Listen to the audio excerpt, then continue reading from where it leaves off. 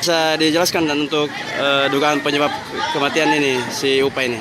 Jadi saya sampaikan kepada rekan-rekan media bahwa jam 9 tadi informasi dari masyarakat bahwa ditemukan mayat yang jatuh di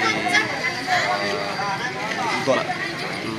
Kemudian Yupa ini, atas nama Yupa, dari pihak keluarga menyampaikan bahwa Yupa ini sudah lama menderita penyakit epilepsi.